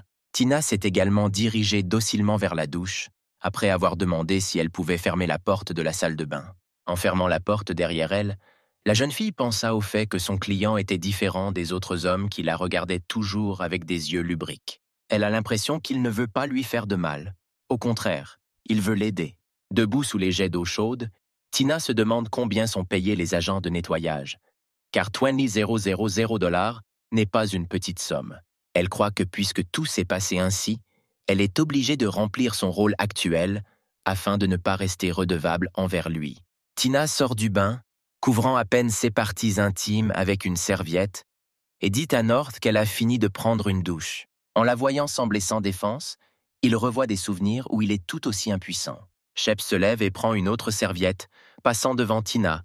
Il la jette sur sa tête, la couvrant complètement. Enveloppée dans une serviette, Tina, confuse, veut savoir s'il a changé d'avis sur le service. Son client lui répond qu'il n'est pas d'humeur, mais qu'il tiendra sa promesse, assurant qu'elle ne perdra pas un seul centime de ce qu'elle mérite. Mais avant que North ne lui donne l'argent, il veut savoir pourquoi elle a décidé de se vendre. Tina admet que sa mère est à l'hôpital et qu'elle a besoin d'une opération. Elle doit collecter des fonds avant demain, sinon sa mère sera en danger. Le personnage principal se demande si CE20000 vont résoudre la maladie de sa mère. C'est à quoi la jeune fille commence à secouer la tête négativement. North veut savoir si Tina va se vendre davantage. Elle répond qu'elle est prête à tout si seulement sa mère survit. Sheps fait une contre-offre. Il lui donne $200,000 d'avance pour 2 ans. En échange, elle cuisinera pour lui et fera le ménage à tout moment. Tina ne comprend pas pourquoi il a besoin d'elle, car il peut embaucher un professionnel du ménage et de la cuisine. Ce à quoi le personnage principal commence à expliquer qu'elle devra restituer cet argent et devra payer des intérêts supplémentaires. La fille commence à pleurer de bonheur, remercie son sauveur. Pour elle, il s'est vraiment avéré être une bonne personne. North est gêné car il comprend qu'il s'agit d'intérêts et de 2 ans de travail gratuit. Et après cela, elle le considère comme bon. Tina lit attentivement le contrat et Sheps la presse, car elle veut rentrer vite chez elle. La fille, à la fin, appose sa signature. Debout à la porte pour la dernière fois, le personnage principal lui dit de ne plus rien faire de stupide. Sinon sa mère sera bouleversée de l'apprendre. Heureuse, Tina s'allonge sur le lit et pleure de bonheur. Elle a enfin rencontré un homme bien. North marche dans la rue et pense à aujourd'hui. Il est devenu le parrain d'un étudiant. Si son père l'avait su, il se serait moqué de lui. Le lendemain, dans l'ascenseur, Le nettoyeur reçoit un message sur son téléphone concernant un transfert de fonds d'un montant de 15,000,000. C'est Théodore qui lui a envoyé les dommages moraux promis, en ajoutant 500,000 $ supplémentaires au montant. Il n'est clairement pas stupide et sera utile à l'avenir, réfléchit North. En sortant de l'ascenseur, il remarque une dame de glace qu'il connaît. Ils se sont revus et il veut savoir comment elle va. Elle se détourne, l'ignorant délibérément.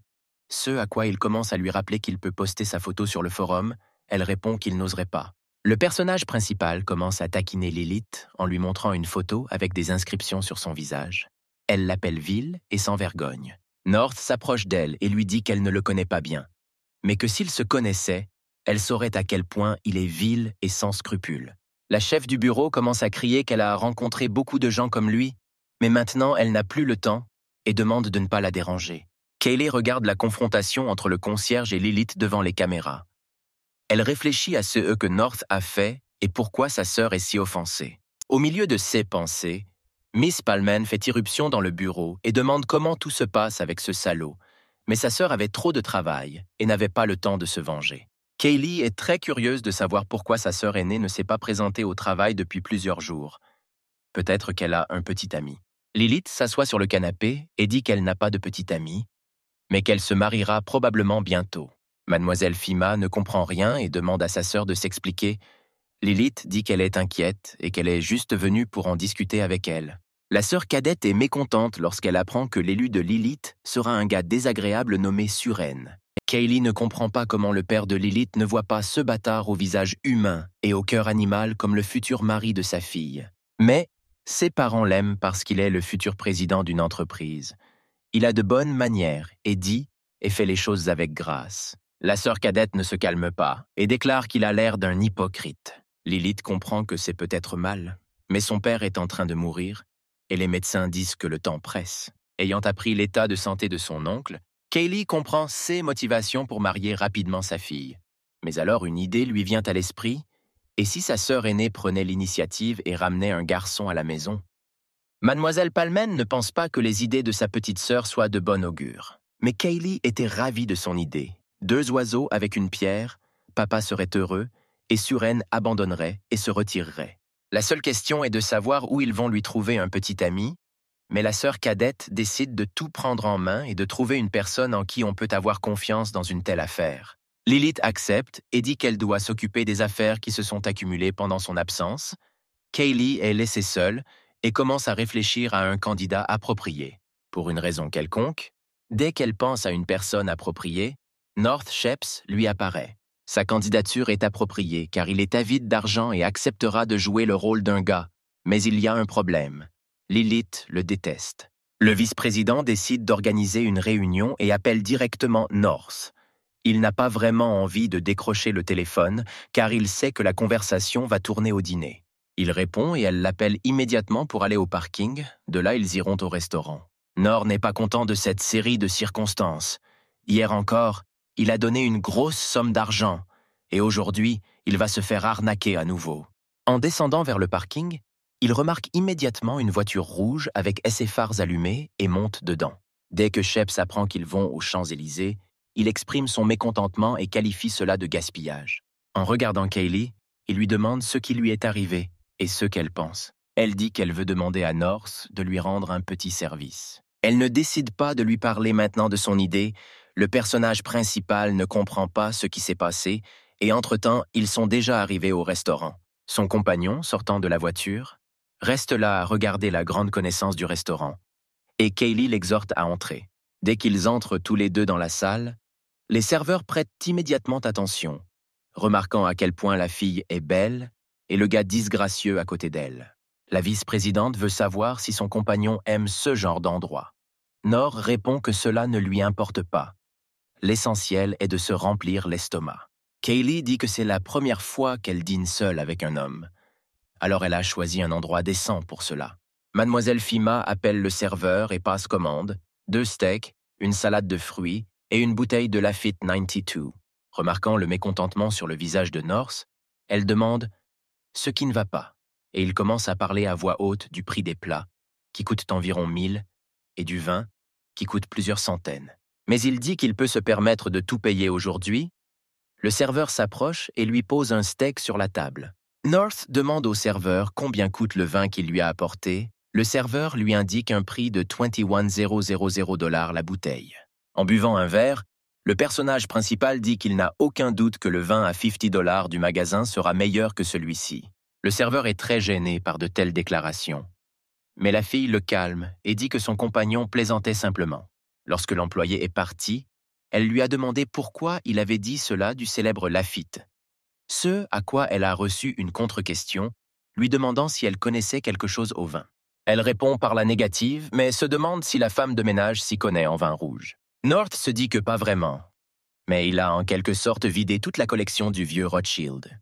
Kaylee lui rappelle qu'elle lui a posé une question, à laquelle il répond qu'il ne s'y connaît qu'en balayage des sols et pas en vin, mais sur Internet ils écrivent que Lafite 92 est composé d'un mélange de pommes de pin et de violettes. La fille prétend qu'en le mangeant, on peut également sentir le goût du jasmin et elle doute qu'il soit capable de ressentir ce goût. North dit qu'il peut utiliser son odorat.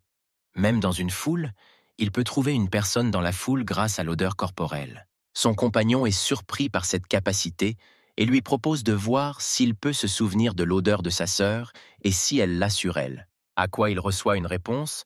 Le concierge sent une odeur familière et il demande si cette femme grossière dans l'ascenseur est sa sœur.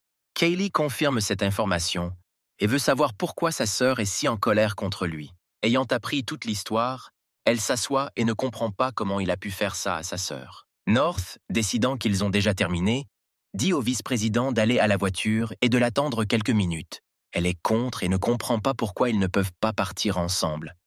Ce à quoi le personnage principal répond qu'elle ne sera qu'un fardeau, car elle ne pourra pas courir vite. Finalement, Kaylee se rend compte qu'il ne veut pas payer le dîner, et elle lui demande où est l'argent qu'elle lui a donné. North insiste sur le fait que le Lafite était faux, mais la fille ne pense pas que le faux vin soit une raison pour partir sans payer.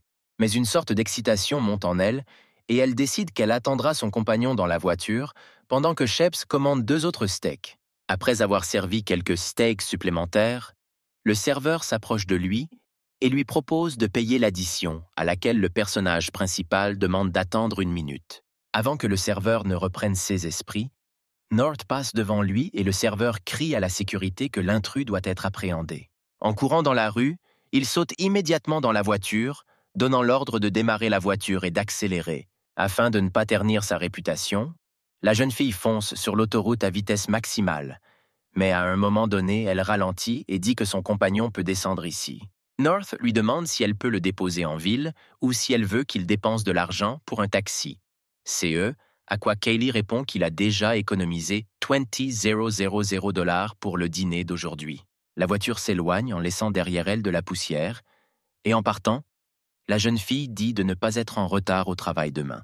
North décide de ne pas dépenser d'argent pour un taxi, mais simplement de marcher jusqu'à la ville. Mais notre héros n'a pas réussi à aller bien loin, car il a été heurté par une voiture bleue roulant à toute vitesse dans le noir. La voiture ralentit et s'arrête, tandis que Sheps est allongé sur l'asphalte. Une fille qui nous est déjà douloureusement familière sort de la voiture bleue. Lilith court paniquée, demandant comment il se sent et s'il peut se lever. Elle est paniquée et ne comprend pas quoi faire.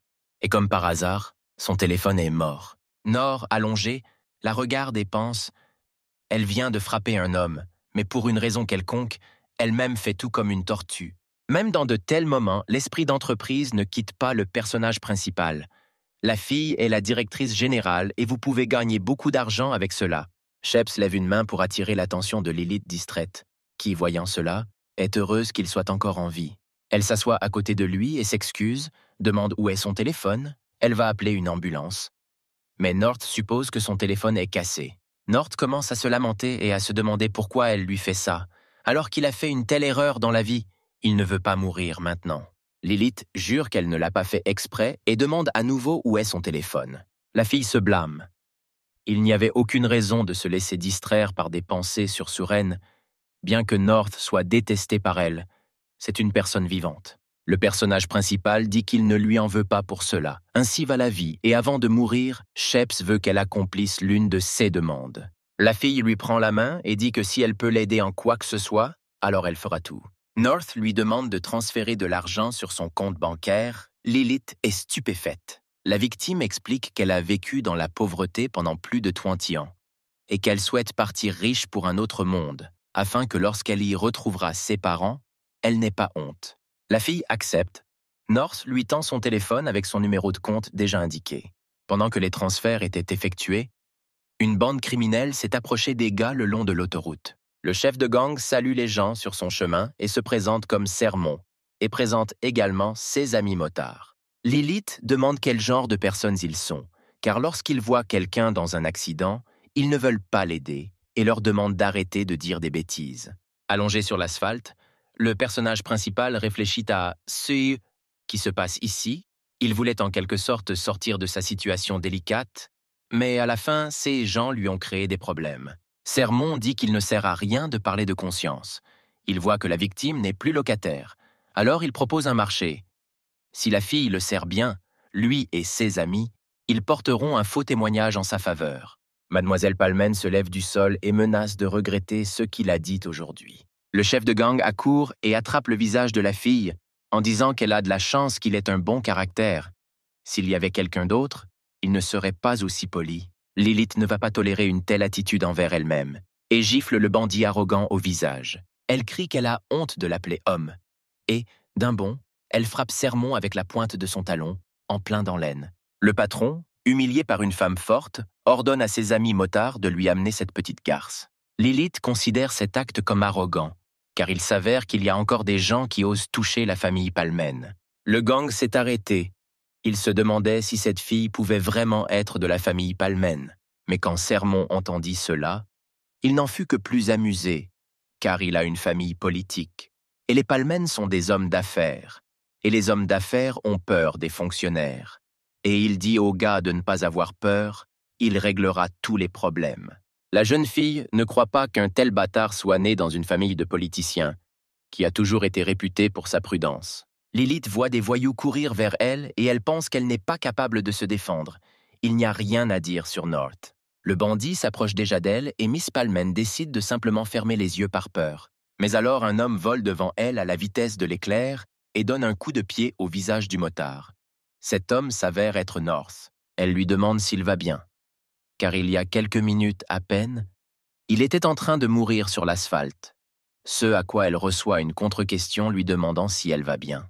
Sheps fait la promesse que tant qu'il sera là, personne n'osera poser la main sur la fille. North se retourne et, légèrement perplexe, demande quel est cet endroit et pourquoi il est ici. Lilith ne comprend pas.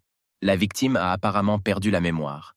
Le personnage principal commence à dire qu'il a vécu toute sa vie dans les montagnes, et soudain tout est devenu sombre, et maintenant il s'est retrouvé ici. Il commence à crier au bandit « Comment ose-t-il voler une femme ?» Et soudain North se déclare prêtre qui agira au nom du ciel.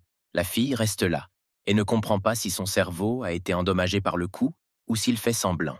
Sheps décide de rassurer Lilith en lui disant que dans leur dynastie, de telles personnes malfaisantes ne seront pas autorisées à faire le mal. En serrant les poings, North lui dit d'attendre qu'il ait vaincu tous les méchants et qu'il soit en sécurité. Sermon ordonne de tuer le bâtard qui l'énerve, et il est lui-même le premier à se lancer dans la bataille contre lui. Sheps bloque le coup et frappe l'ennemi si fort qu'il se retrouve allongé aux pieds de ses camarades.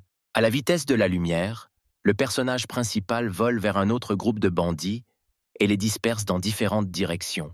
Les motards encore intacts tombent sur leur visage, disant qu'ils ont fait une grosse erreur et que le prêtre devrait les épargner. North veut qu'ils fassent un serment sacré s'ils se repentent, ce que jurent les criminels, et s'ils changent d'avis, ils frapperont les cieux. Le personnage principal décide de libérer les coupables, mais pas les mains vides. Il envoie le virus de la gonorrhée à leur trousse. En s'enfuyant, les hooligans pensent « Quel prêtre stupide !» Ils vont maintenant revenir et amener encore plus de monde avec eux. Sheps pense que les talents d'acteurs de CS personnes sont extrêmement médiocres, même s'ils devraient l'oublier, car les malfaiteurs eux-mêmes mourront bientôt de diarrhée. Lilith propose toujours d'appeler la police, mais North lui dit de ne pas se souvenir des griefs passés. Ce à quoi la jeune fille accepte et veut connaître le nom de l'aîné afin de le remercier. Le personnage principal comprend qu'elle vient de lui transférer 1 million et maintenant, très probablement, elle cherche à savoir comment il va. Il se présente comme Kane Penkey. Miss Palman le traite d'éhonté et elle pense qu'il ment, ce à quoi North rétorque et dit qu'il est sorti et l'a protégée. Alors comment peut-il être éhonté? Après une pause, le jeune homme se met à rire. Il a ressenti l'atmosphère tendue et a donc joué un drame avec le voyageur dans le temps. Il demande à Lilith de se détendre. La jeune fille n'est pas contente de cette proposition, car elle était très inquiète, et mentionne que lorsqu'il lui a demandé de l'argent, c'était apparemment aussi pour la détendre. North commence à reculer et, en décollant, s'enfuit en disant qu'ils se verront au travail demain. Lilith devient furieuse et l'appelle un bâtard. En chemin, Sheps pense qu'elle n'est pas si mauvaise. Si seulement elle arrêtait de faire la grimace comme si tout le monde dans ce monde lui devait de l'argent. En arrivant à la maison, il décide de s'entraîner, car il n'a pas eu le temps de le faire pendant 2 jours. Mais il n'y parvient pas et ses forces le quittent. Il pense que si son vieux père découvrait que son fils se permet d'être paresseux, il sortirait de sa tombe et commencerait à jurer. Dans le bureau de Kaylee, voyant l'étrangeté de sa sœur, elle demande qui lui a fait du mal. Lilith répond simplement qu'elle se sent juste mal. Mademoiselle Fima suggère que sa sœur souffre de cette maladie à cause de ses pensées sur le mariage et qu'elles doivent surmonter cela ensemble. Le vice-président propose plusieurs candidats parmi lesquels choisir, mais ils ne sont pas fiables et ils n'ont pas besoin de problèmes inutiles. Lilith se rend compte que trouver la bonne personne ne sera pas si facile et elle décide de demander à sa petite sœur ce qu'elle pense de North Sheps. Elle n'est pas contente du choix de sa sœur d'un tel candidat pour le rôle de petite amie. Miss Palman répond qu'il reconnaît l'argent et qu'il leur reste très peu de temps. Lilith dit que Suren a déjà terminé l'étude de marché et devrait bientôt revenir de l'étranger. À ce moment-là, sa mère l'a appelé et a entendu que Suren arrivait ce soir, donc demain soir, ils allaient dîner. La mère conseille à sa fille de ne pas être trop têtue, car elle n'est plus une enfant. La situation de son père est mauvaise et elles sont obligées de le laisser partir heureux. Après avoir raccroché, Lilith dit qu'il n'y a plus de temps à perdre. Alors Kaylee devrait se dépêcher et appeler North Sheps. Miss Palman a analysé ses capacités d'acteur et pense qu'il est mieux adapté à un tel rôle que quiconque.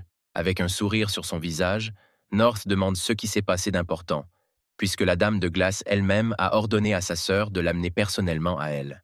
Lilith dit qu'il est ici pour qu'ils puissent régler leur compte et lui demande comment il pense qu'il devrait régler le problème d'hier pour 1 million. Sheps insiste sur le fait qu'elle l'a frappé et qu'il pensait déjà à dire adieu à sa vie.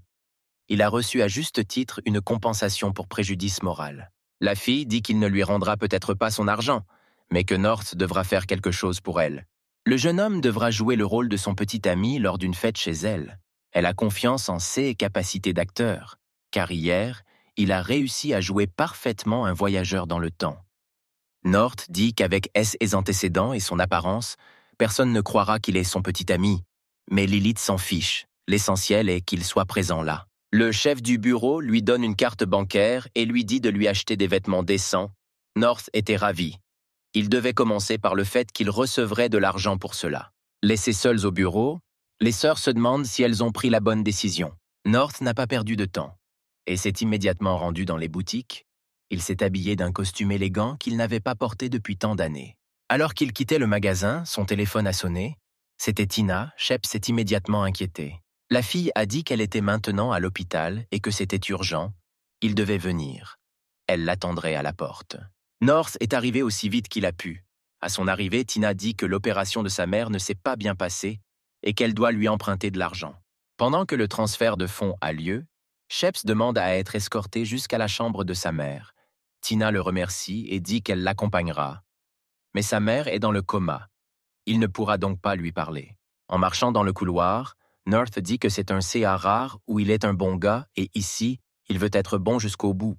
Devant la porte de la salle, il demande à la jeune fille à quel stade de cancer se trouve la maladie de sa mère et découvre que la femme est au dernier stade. Il essaie d'avertir la jeune fille qu'au stade terminal, même $1 million ne pourrait peut-être pas sauver sa mère. Tina raconte comment seule sa mère s'est occupée de son éducation, à quel point cela a été difficile pour elle. Et si sa mère peut vivre au moins un jour de plus, sa fille sera heureuse. Voyant à quel point c'est dur pour la fille, des larmes brûlantes coulant sur son visage, et elle ne veut pas accepter la réalité, North s'approche et lui caresse la tête. En entrant dans la pièce, il voit une femme âgée portant un masque à oxygène. À cet instant, Sheps ne pense qu'à la façon dont cette femme a élevé sa fille. Il voit un mince sac de couchage posé à côté du lit d'hôpital et demande pourquoi Tina dort par terre. À laquelle elle reçoit la réponse qu'elle ne peut pas se permettre un lit d'hôpital. North se retourne et dit qu'elle va maintenant aller chez le médecin-chef et que sa mère aura une chambre séparée pour que Tina puisse également y dormir. Au bureau, le médecin commence à gronder le personnage principal. Car s'il est un parent du patient, pourquoi force-t-il la jeune fille à s'occuper du patient jour et nuit? North se justifie en disant qu'il était en voyage d'affaires depuis longtemps et que Tina ne lui avait rien dit car elle avait peur que dès qu'il le découvrirait, il se déchaînerait immédiatement et viendrait. Le personnage principal dit qu'il va désormais s'occuper de la mère de Tina, à laquelle le médecin veut lui parler seul à seul. En quittant le cabinet, le médecin dit que les résultats des tests n'étaient pas très bons, que la maladie avait été découverte très tard et que, selon les prévisions du patient, il ne vivrait pas plus d'1 an. À haute voix, North dit que la médecine occidentale peut probablement faire des miracles, mais en privé, il pense que même avec la connaissance des compétences et des techniques médicales, son vieil homme ne pourrait pas être guéri. Le médecin répète que le dernier stade du cancer est une barrière que la médecine n'est pas encore capable de surmonter. Et il ne devrait pas le dire. Mais il se sent très désolé pour la fille du patient. North promet au docteur de parler de l'avenir avec Tina. Ce sera mieux pour elle d'accepter la réalité. Tina suit Sheps et essaie de découvrir de quoi ils ont parlé avec le médecin. North répond qu'il devrait aller dans la salle et jusqu'à ce qu'ils le disent, elle ne devrait laisser personne y entrer. La fille ne comprend rien et veut connaître son plan. Mais North dit seulement qu'elle devrait lui faire confiance.